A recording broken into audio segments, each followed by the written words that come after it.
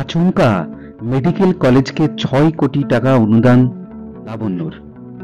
নেপথ্যে সূর্যের ভর্তি হওয়ার আনন্দ, নাকি আছে অন্য কোনো কারণ?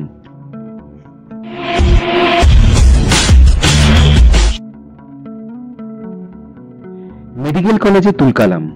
সূর্য ও দীপা যখন বাড়ি ফিরে আসছে তখনই কলেজে ঢোকে ঋত্বিক হালদার, কলেজের ট্রাস্টিদের মধ্যে অন্যতম ঋত্বিকের বাবা। বড়লোক বাবার বিগড়ে যাওয়া ছেলে, লেখাপড়ায় ভালো হলেও বড়দের সঙ্গে কথা বলতে জানে না। নতুন এই চরিত্রের আগমনে জমে উঠেছে স্টার জলসার ধারাবাহিক অনুরাগের ছোঁয়া। অনুরাগের ছোঁয়া আজকের পর্বে কি দেখবেন?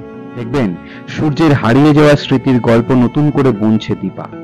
ডক্টর সান্যালের সঙ্গে পরামর্শ করে সূর্যের হারিয়ে যাওয়া স্মৃতির অংশটুকু নতুন করে প্লট বুনছে সেনগুপ্ত বাড়ির সকলে।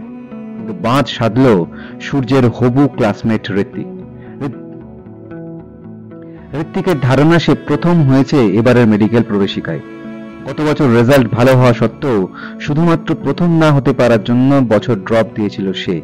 এবছরও দ্বিতীয় হয়েছে, সে মেনে নিতে পারছে না। এই নিয়ে তীব্র বিরোধ বাঁধে সূর্যের সঙ্গে। এদিকে সূর্যও নাছোড়, সে জীবনে কোনোদিন সেকেন্ড হয়নি, তাই কিছুতেই ঋত্বিককে এক চুল জায়গা ছাড়তে নারাজ। বিষয়টি বাড়তে বাড়তে প্রিন্সিপালের ঘর অবধি পৌঁছয়। সেখানে গিয়ে প্রিন্সিপাল ও ডক্টর সান্যালের সঙ্গে ঔদ্ধত্যর মতো আচরণ করতে থাকে সে। বোঝানোর চেষ্টা করেও শান্ত করা যায় না। তখন ঋত্বিকের বাবা সনাতন হালদার ঘটনাস্থলে আসেন, জানান তার কথাই চূড়ান্ত, ঋত্বিক প্রথম হয়েছে। এদিকে সূর্য আরো রেগে যায়, কারণ ভালো রেজাল্ট করে প্রথম স্থানের আসল অধিকারী সে নিজে। হুলস্থুলের মধ্যে আচমকা লাবণ্য সেনগুপ্ত এসে হাজির হন ঘটনাস্থলে। ব্যবহার দেখে অবাক হন তিনি। মুহূর্তে সনাতন হালদার ও তার ছেলের অহংকার মাটিতে মিশিয়ে দেন।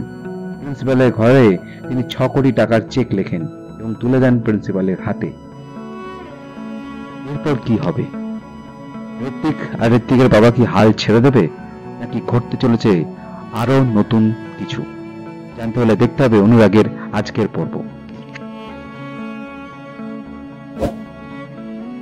বাংলা ধারাবাহিকের সমস্ত রকম আপডেট পেতে আমাদের এই চ্যানেলটি শেয়ার করুন, লাইক করুন এবং সাবস্ক্রাইব করুন।